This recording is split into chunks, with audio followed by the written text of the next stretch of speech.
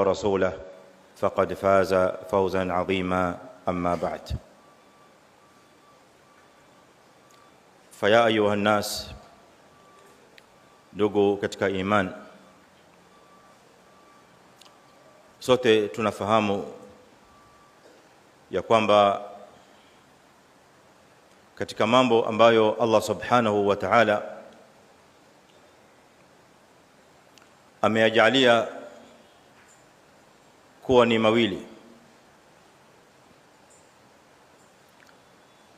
katika mambo ambayo Allah azza wa jalla ameyajalia kuwa ni mawili hapa duniani, kwa sababu imekwisha kusimama hikma ya Allah azza wa jalla katika viumbe vyake, kwamba miongoni mwa viumbe anavyoviumba au vingi katika viumbe anavyoviumba, anaviumba viwili viwili. Wa min kulli shay'in khalaqna zawjayn la'allakum tadhakkarun. Katika kila jambo Allah subhanahu wa ta'ala, katika kila kitu Allah subhanahu jalla wa ala ameumba viwili. Mume ameumbwa na mke, mchana umeumbwa na usiku, jua limeumbwa na mwezi, na kadhalika na kadhalika. Katika jumla ya haya ambayo Allah azza wa jalla ameyajalia kwamba ni mawili, ni al-khaba'ith wat-tayyibat, maovu na mabaya na machafu. Kadhalika Allah azza wa jalla ameumba yale yaliyo mazuri. Kila jambo chafu ambalo mwanadamu analijua leo duniani, kila kitu kichafu na kibaya ambacho mwanadamu anakifahamu katika dunia hii, basi aelewe ya kwamba Allah subhanahu wa ta'ala ameumba katika mkabala wake jambo ambalo ni zuri na badala ambayo ina kheri na inayokubalika.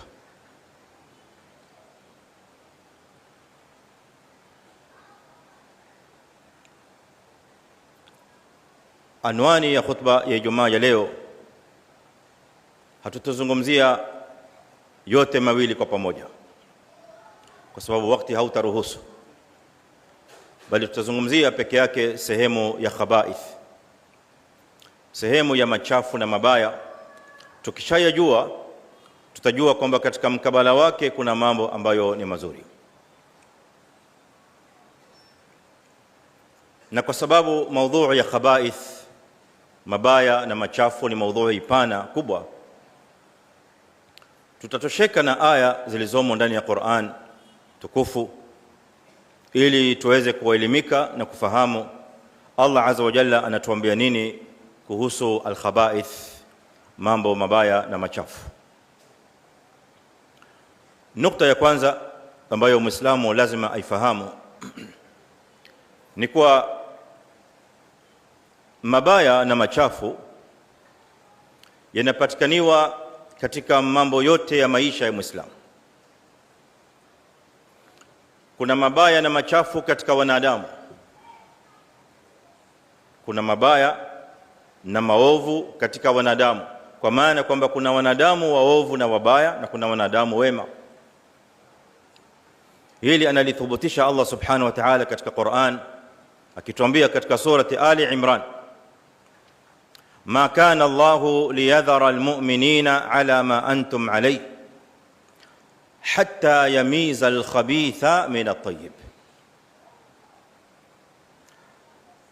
Khitabu hii wengi katika wanazuoni wa tafsiri wanatuambia inaambiwa wanafiki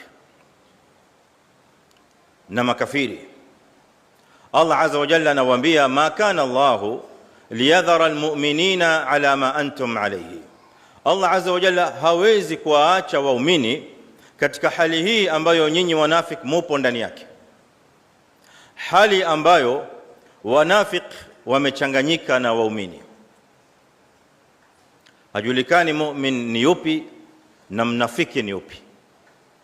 Sasa Allah subhanahu wa ta'ala hawezi akawaacheni enyi wanafiki katika hali hiyo ya mchanganyiko wenu pamoja na waumini, kwa namna ambayo haijulikani muumini ni upi na mnafiki ni upi, hatta yamiza alkhabitha min at-tayyib, mpaka Allah azza wa jalla ampambanue yule ambaye ni muovu, yule aliyembaya mnafiki ampambanue ni upi, wa tayyib ambaye ni mu'min ajulikane ni upi. Kwa hiyo kuna khabith minan nas kama ambavyo kuna at-tayyib minan nas. Kadhalika khabith au al-khubth imekuja katika Qur'ani sifa ya vitendo mbali na watu. Kadhalika Allah azza wa jalla ametueleza ndani ya Qur'ani ya kwamba kuna ukhabithi wa vitendo. Kuna vitendo ambavyo Allah azza wa jalla ameviita ni vitendo vya ukhabithi, akatutajia mfano wa vitendo kama hivyo akituambia Allah azza wa jalla katika surati al-Anbiya, wa Lutan atainahu hukman wa ilman wa najjaynahu min alqaryati allati kanat ta'malu alkhaba'ith.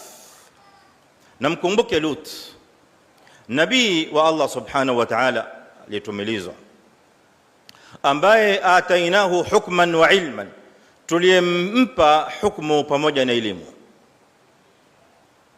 tuliyempa nubuwa, utume pamoja na elimu, wanajainahu, na tukamuokoa kutokana na adhabu na maovu ambayo yaliwasibu, min alqaryati allati kanat ta'malu alkhaba'ith, tukamuokoa nabii Lut alayhi salam pindi iliposimama adhabu, pindi iliposhuka hasira ya Allah azza wa jalla juu ya kitongoji ambacho kilikuwa kinafanya khaba'ith. Na khabaithi iliyokusudiwa hapa kama tunavyofahamu wengi wetu ni khaba'ith ya starehe ya mume kwa mume mwenziwe, kitendo ambacho Allah azza wa jalla amekiita ni kitendo cha ukhabithi. Kwa hivyo ukhabithi katika Qur'ani kadhalika ni sifa ya vitendo. Ukhabithi ndani ya Qur'ani kadhalika ni sifa ya almal walkasb, ni sifa ya mali na pato au chumo la mtu analolichuma. Chumo likiwa ni chumo baya, chumo ambalo au pato ambalo limetokana na yale aliyoyakataza Allah subhanahu wa ta'ala na kuyaharamisha, basi pato hilo Qur'ani imeliita ni ukhabithi. Allah azza wa jalla akatuambia katika surati al-Baqara, ya ayyuhalladhina amanu, enyi mlioamini, anfiqu min tayyibati ma kasabtum, toweni katika zaka miongoni mwa yale mazuri ambayo mlioyachuma. Katika yale mazuri mlioyachuma ndio humo ndani mtoe sadaka na mtoe zaka. Hiyo ndio anayokubali Allah subhanahu wa ta'ala. Limadha? Liannahu tayyib, wallahu azza wa jalla tayyibun la yaqbalu illa tayyiban. Ndio wanaambiwa waumini, anfiqu, toweni, min tayyibati, katika mazuri, ma kasabtum, miongoni mwa yale mlioyachuma. Biashara ya halali ulioifanya kwa bidii, kwa jasho, kwa tabu, faida ulioipata kwa bidii kubwa ulioifanya, katika faida ile ikiwa imesimama haki ya zaka ya Allah subhanahu wa ta'ala, ndio watakiwa utoe kutoka pale. Sio kama vile wanavyouliza waislamu wengine, mimi nimepewa riba, nimepata riba, faida ya riba, niifanyaje?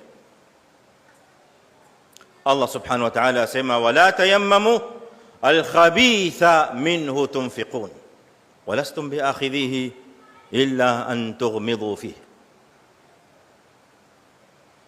Khabithi katika mali na katika chumo ni tamko ambalo limekusanya maana mbili. Maana ya kwanza, chumo ambalo sio la halali, na maana ya pili ni mali ambayo au riziki ambayo si nzuri, riziki iliyoharibika, riziki iliyooza. Na ndio sababu ya kuteremka aya hii, kwamba wakati wa Mtume sallallahu alaihi wasallama walipoambiwa watu watoe sadaka, wengine wakawa wanakuja na sadaka, wanaangika katika msikiti wa Mtume alayhi salatu wasalam sadaka za ahlu suffa, wale maskini mafukara waliokuwa wakiishi msikitini, hawana nyumba. Kina Abu Huraira radhiyallahu anhu, hawana uwezo, hawana nyumba za kulala, hawana pahala pa kuishi, hawana riziki. Kwa hivyo wanasubiri sadaka zinazoletwa msikitini ili na wao wapate riziki na wapate chakula. Wengine wakawa waleta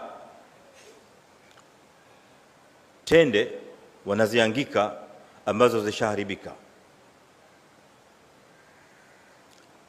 tende ambazo yeye mwenyewe binafsi hawezi kuzila. Hiyo Allah azza wa jalla akaita ni khabith. Wala tayammamu alkhabitha minhu, wala msikusudie ile mali iliyoharibika mkenda mkawapa Waislamu mali ambayo lastum biakhidhihi, nyinyi wenyewe lao mtapewa mali ile, hamko tayari kuipokea. Nani yuko tayari kupewa chakula kilichooza? Sasa ikiwa hupo tayari kupokea chakula kilichoharibika, vipi chakula kile utakwenda kumpa maskini binadamu mwenzio, roho ambayo Allah azza wa jalla kadhalika ameiumba kama vile alivyoumba roho yako? Huwezi kupokea riziki au sadaka iliyoharibika, na lau kama itabidi upokee, basi utaipokea illa an tughmidhu fihi, ikiwa umefunga macho. Kinaya na balagha ya kwamba hupo tayari kupokea kabisa riziki kama hiyo au sadaka kama hiyo. Kwa hiyo kadhalika katika wasfu ya khabithi ndani ya Qur'ani ni ukhabithi wa mali iliyochumwa kwa njia ya haram, na kadhalika ukhabithi wa mali iliyoharibika. Sadaka unayoitoa kwa ajili ya Allah azza wa jalla, uitoe katika mali ambayo wewe mwenyewe waionea raha, mali ambayo wewe mwenyewe waifurahia, na mali ambayo wewe mwenyewe wayatumia.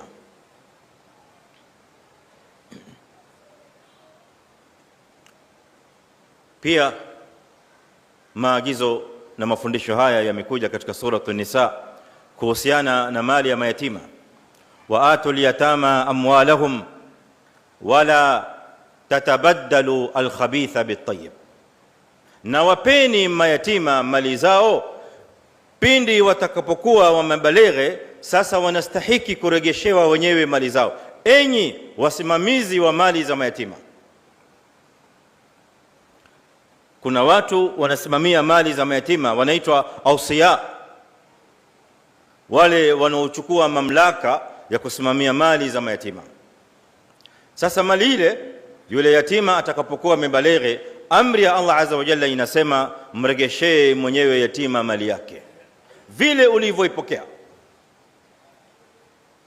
Sasa ikiwa mali ile ulikuwa umeichanganya na mali nyingine ambayo ni ya haram na mali nyingine ambayo ni mbovu, basi usende ukachukua mali mbovu ya haram kampa yatima, na ya halali ukachukua wewe. Mali umeitia katika biashara, ikenda ikazaa interest, riba, kwa muda wa miaka 15 mpaka yule yatima kabaleghe. Alipobaleghe yule yatima, ukachukua ile interest ukampa yatima, ukamwambia mali yako ndio hii niloipokea kutoka kwa babako aliyeondoka duniani. Ili hali unajua sio hiyo mali yake. Mali yake umebakia nayo mwenyewe, yatima ukenda ukampa faida ya interest. Hiyo ni khabith ambayo Allah azza wa jalla ndani ya Qur'ani kadhalika ameikataza. Khabith kadhalika ayuha alikhwa fil iman ni wasfu katika Qur'ani ambayo imekuja katika al-ma'kul wal mashrub, katika vinavyoliwa na vinavyonywiwa, katika vyakula na vinywaji. Allah azza wa jalla katika jumla ya mafundisho yake kwa waumini akawataka waumini katika yale mengi ambayo yameumbwa ya kuliwa hapa duniani, katika mengi ambayo Allah azza wa jalla ameyajalia duniani yanayonywiwa, Muislamu atakiwa ashikamane na yale yaliyo mazuri peke yake. Na hiyo au hayo ni miongoni mwa nyadhifa alizokuja kuzitekeleza Mtume sallallahu alaihi wa alihi wasallam.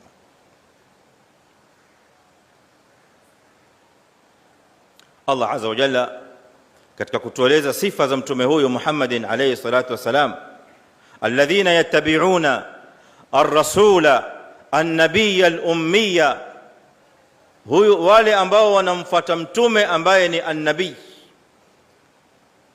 nabii wa Allah azza wa jalla, al-ummi, ambaye hajui kusoma wala kuandika.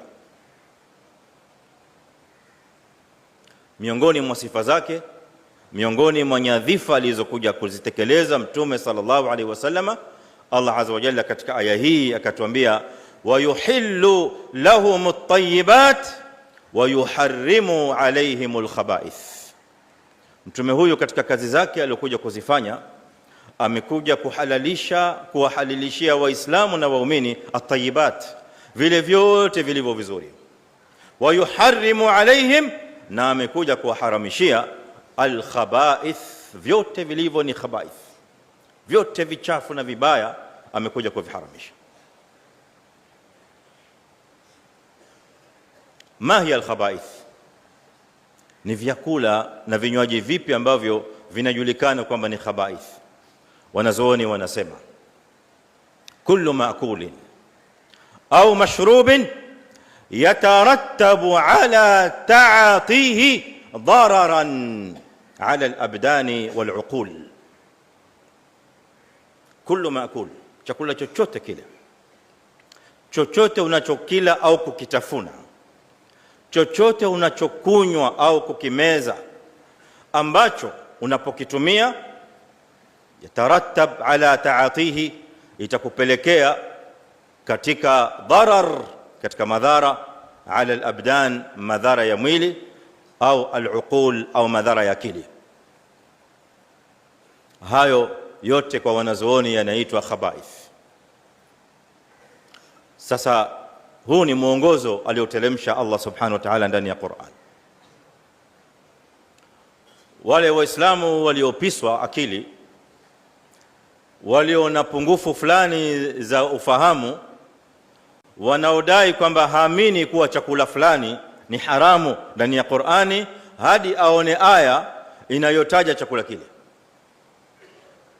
Muislamu akiambiwa kwa mfano miraa ni haramu, haifai, akwambia nionyeshe aya.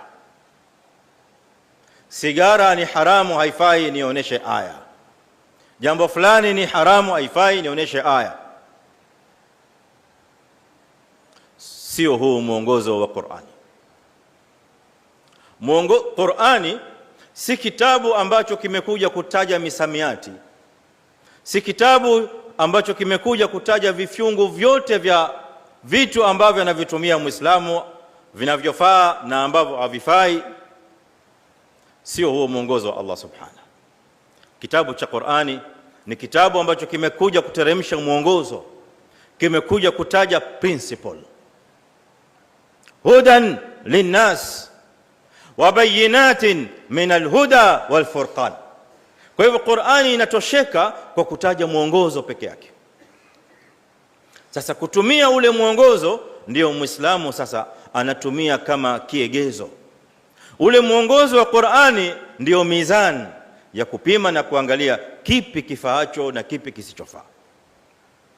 Si kuanza kufungua peji za Qur'ani na msahafu mwanzo mpaka mwisho kuanza kutafuta miraa imetajwa wapi, bangi imetajwa wapi, takhzini imetajwa wapi, na mengineyo na mengineyo. Haya ni mambo ya upuzi, na Qur'ani haina muda wa kufanya mambo kama haya. Qur'ani imekuja kutaja mwongozo 1, 2, 3, Muislamu asimame katika ule mwongozo ili apate kuokoka. Na ndio mwongozo huu unasema waziwazi, wa yuhillu lahum at-tayyibat wa yuharrimu alayhim al-khaba'ith. unahitajia mwongozo gani zaidi ya haya ambayo ameyataja Allah azza wa jalla? Na nani katika wanadamu atakayeibishana ya kwamba mengi ya haya ambayo yamehukumiwa kwamba ni haramu hayana madhara katika mwili wala katika akili? Nani atakayepinga? Hakuna atakayeyapinga hayo illa mukabir, isipokuwa yule ambaye atakatu kushindana. Lakini ukweli upo wazi kwamba mengi yanayotumika ya haramu Allah azza wa jalla, mengi yanayotumika ambayo yanadhuru au yote yanayodhuru Allah azza wa jalla amekwisha kuyaharamisha kupitia kwa aya hii tukufu ya Allah subhanahu. Wasfu ya mwisho katika Qur'ani kuhusu khaba'ith au khabith ni ma yataallaqu bil aqwali wal kalimat. Kadhalika imekuja katika Qur'ani wasfu ya khabith kuhusiana na maneno na matamshi. Allah subhanahu wa ta'ala atuambia katika surat Ibrahim, wa mathalu kalimatin khabithatin kashajaratin khabithatin ijtuthat min fawqi al-ard ma laha min qarar. Na mfano wa tamko bovu, mfano wa tamko chafu baya,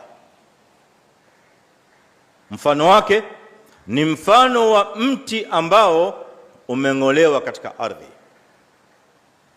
kwa sababu hauna faida, kwa sababu hauna natija, kwa sababu una madhara. Na miti iliyo na madhara inang'olewa, haibaki.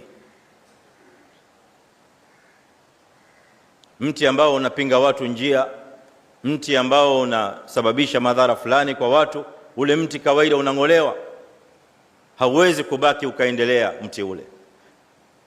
Ndio Allah azza wa jalla anaupigia mfano au anaipigia mfano maneno ambayo ni machafu na mabaya, ni kama mti ambao haubaki bali unang'olewa. Ushtuthat min fawqi al-ardi, unang'olewa juu ya ardhi. Ma laha min qarar, mti ule hauwezi kubaki.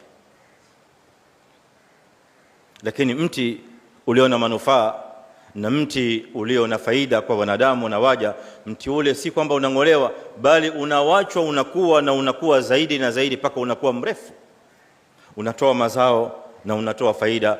Na huo ndio mfano wa alkalimatu at-tayyiba aliyotaja Allah azza wa jalla kabla ya aya hii.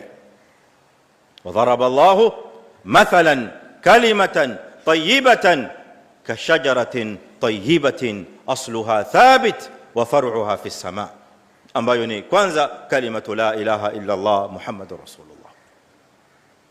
Lakini tamko bovu, tamko la kufru, matamshi machafu, matamshi mabaya, yote haya ni matamshi ya khaba'ith ambayo Allah azza wa jalla ameyapigia mfano katika Qur'ani kwamba ni matamshi ambayo hayana faida. Qultu ma sami'tum wa astaghfirullaha al-azim li wa lakum fastaghfiruhu innahu huwal ghafurur rahim wa huwal barrul karim. Lam yalid wa lam yulad wa lam yakun lahu kufuwan ahad wa ashhadu an la ilaha illa Allah wahdahu la sharika lahu wa ashhadu anna Muhammadan abduhu wa rasuluhu, amma ba'd. Faya ayuha an-nas, sehemu ya pili ya khutba hii baada ya kujua wasfu ya khaba'ith ndani ya Qur'an, tunasongea mbele tukiwa bado tumebaki ndani ya Qur'ani hiyo hiyo. Tunajifunza na kuelimika kwa haraka haraka alqawanin alilahiyya almutaalliqa bi alkhaba'ith, kanuni za Allah subhanahu wa ta'ala, sheria za Allah azza wa jalla na nidhamu yake inayohusiana na khaba'ith. Hatuwezi kutoka katika mada hii bila ya kujifundisha na kujua kanuni hizi za Allah subhanahu wa ta'ala zinazohusu khaba'ith na machafu. Kwa sababu ya wakati tutaje kwa haraka haraka kanuni 4 peke yake. Kanuni ya kwanza katika Qur'an, la budda an yumayyiza al-khabith min at-tayyib. Hii ni kanuni ya kwanza, kwamba lolote ambalo ni khabith baya lazima ipite katika hikma na amri ya Allah azza wa jalla kwamba lazima lipambanuliwe, lazima lipambanuliwe, lazima lijulishwe lile bovu baya ni lipi, ili zuri lipate kujulikana ni lipi. Hikma ya Allah subhanahu, qadha ya Allah azza wa jalla hairuhusu kwamba iwe baya limechanganyika na ovu, limechanganyika na zuri. Hii si kanuni ya Allah subhanahu. Aya zipo wazi, tumeisoma katika surati Ali Imran, hatta yamiza alkhabitha min at-tayyib, mpaka Allah azza wa jalla apambanue baya kutokamana na zuri ni lipi. Na aya nyingine inasema liyamiza alkhabitha, liyamiza Allahu alkhabitha min at-tayyib, ili Allah azza wa jalla apate kupambanua khabithi ni ipi na tayyib ni. Hii ni kanuni ya Allah subhanahu. Popote panapochanganyika sawa na iliyo sawa, Allah azza wa jalla atatoa sababu, atatoa njia, atatoa mwelekeo ijulikane sawa ni ipi na iliyo sawa ni ipi. Baya likichanganyika na zuri, watu hawatobaki kwamba wako katika hali ya mchanganyiko ati hawajui zuri ni lipi na baya ni lipi. Hilo haliwezekani. Allah azza wa jalla kanuni yake inasema kwamba lazima kutatoka alfasil, pambanuzi. Na ndio aya katika surati al-Isra, Bani Israil inasema waqul jaa al-haqqu wa zahaqa al-batilu innal batila kana zahuqa. Lazima Allah azza wa jalla pambanue. Hili moja. Pili, kanuni inasema ayuha almuslim, ewe muislam, la taghtarra bikathrati alkhabith, usibabaishwe na wingi wa machafu na mabaya. Katika mazingira anayoishi muislamu, mara nyingi aweza kuona na kushuhudia kwamba machafu na mabaya ndio mengi kuliko mazuri.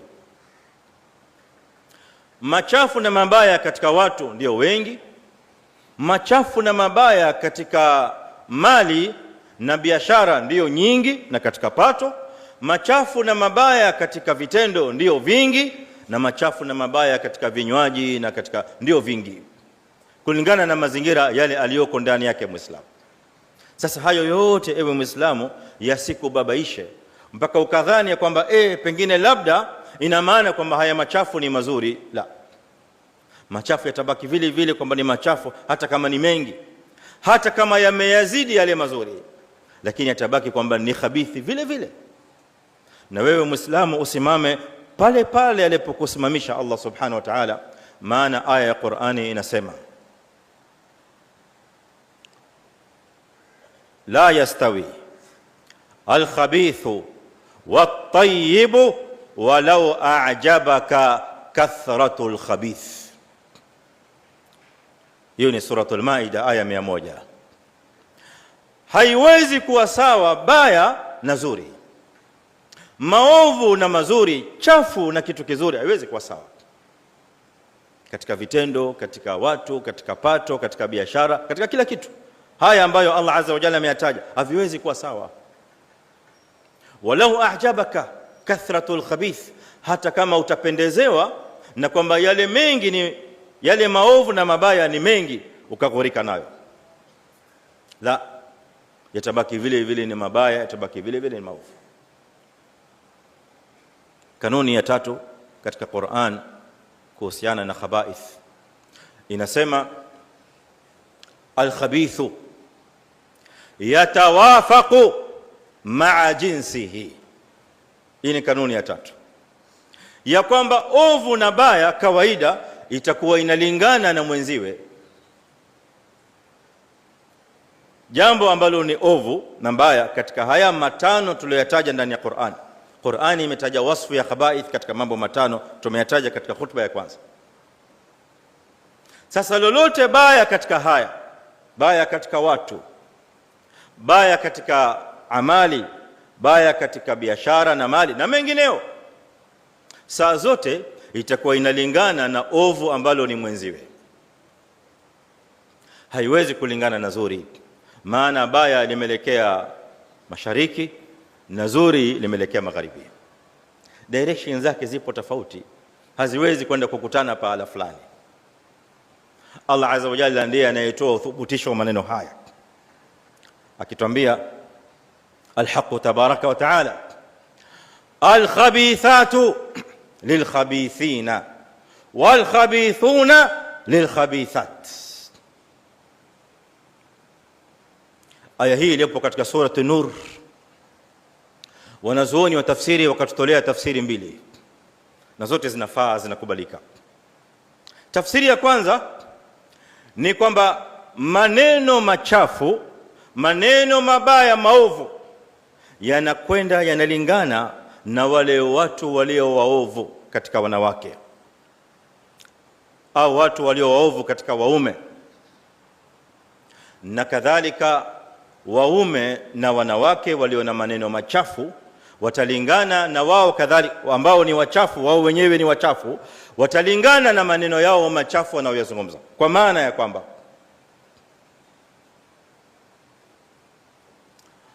maneno mabaya na machafu kawaida yanalingana na vile mtu alivyo. Mtu mzuri, mtu ambaye ni mwema, kutatoka katika ndimi yake na ulimi wake maneno yaliyo mazuri, kwa ushahidi wa aya hii iliyopo mbele yake, sehemu ya pili, watayibatu litayibina watayibuna litayibat. Lakini maneno machafu, maneno ya matusi, maneno ya mabovu, maneno ya haram, maneno ambayo hayakubaliki katika misingi yoyote, yatakuwa yanalingana na tabia mbovu na chafu ya yule azungumzaye. Limadha? Litajanus, kwa sababu hiyo ndiyo kanuni aliyoiumba Allah azza wa jalla, an yatajanas alkhabith ma'a kalimatihi alkhabitha wa tatajanas alkalimat walaqwal alkhabitha ma'a alkhabith. Hiyo ndiyo mambo yalivyo, na wema nao watakuwa wanazungumza maneno mazuri na maneno mema. Tafsiri ya pili ni kwamba wale walio wazuri katika watu, katika wanawake, watakuwa wanalingana na wazuri katika waume katika masala ya ndoa, na walio wachafu na katika waume, na wao pia watalingana na wachafu katika wanawake. Kwa hivyo wachafu wa kiume watakusanya na wachafu wa kike, na wachafu wa kike watakusanyika na wachafu wa kiume. Mzinifu wa kiume katika zunguka yake atakujaangukia katika mzinifu wa kike atakapooa, na mzinifu wa kike naye katika zunguka yake atakuja kuangukia katika mzinifu wa kiume. Na aya hii, tafsiri hii kwa mnasaba wa kisa kilichotokezea ni kwamba Ummul Mu'minina na Aisha radhiallahu anha aliyesingiziwa dhambi na uchafu wa uzinifu, hailingani sifa hiyo na yeye ni tayyiba.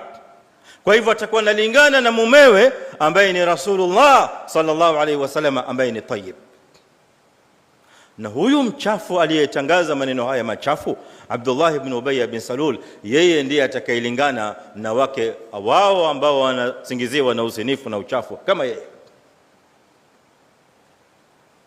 Hiyo ni tafsiri ya pili. Amezitaja tafsiri hii, wamezitaja tafsiri hizi wanazuoni kama akina Tabari rahmatullahi ta'ala alayhi na wengineo. Mwisho kumalizia kanuni ya 4, ikhwata al-iman, al-khabith la yuntiju illa al-khabith. Baya na ovu halizai isipokuwa baya na ovu. Baya na ovu halitotoa natija isipokuwa natija ambayo ni ovu na baya. Usitaraji zuri kutoka kwa kitu ambacho ni kibaya, wala usitaraji kibaya kutoka kwa kitu ambacho ni kizuri. Hadha kanun ilahi, ni kanuni ya Allah azza wa jalla aliyoijalia katika masala na kadhia ya machafu na maovu. Ushahidi wake upo ndani ya suratul A'raf. Allah azza wa jalla atuambia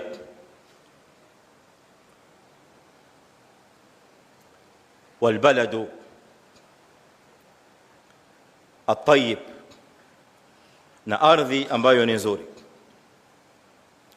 ardhi ambayo Allah azza wa jalla ataijalia ni ardhi rutba. Ikipata mvua ardhi ile itatoa mazao mazuri. Walladhi khabutha, na ardhi ambayo ni mbaya iliyoharibika, la yukhriju illa nakida, ardhi hiyo haitozalisha, haitotoa isipokuwa kitu ambacho ni kibaya. Na huu ni mfano Allah azza wa jalla anautoa ndani ya Qur'ani ya kwamba kitu kizuri daiman kitazalisha kitu kizuri na kitu kibaya kitazaliwa na kitu kibaya. Kwa hivyo matokeo ya maovu ni maovu na matokeo ya mazuri ni mazuri. Hii ni kanuni ambayo iko wazi, wala Muislamu asitarajie jambo lolote zuri kutoka kwa kitu ambacho asili yake ni kibaya na asili yake ni ambacho ni kiovu, kama ilivyokuja katika mafundisho haya. Allahumma salli ala Muhammad wa ala ali Muhammadin kama sallaita ala Ibrahim wa ala ali Ibrahim innaka Hamidul Majid. Allahumma a'izz al-islam wal muslimin wa adhill ash-shirka wal mushrikin wa dammir a'da'aka a'da' ad-din. Allahumma inna nas'aluka al-huda wat-tuqa wal 'afafa wal ghina. Subhana rabbika rabbil izzati amma yasifun wa salamun ala al-mursalin.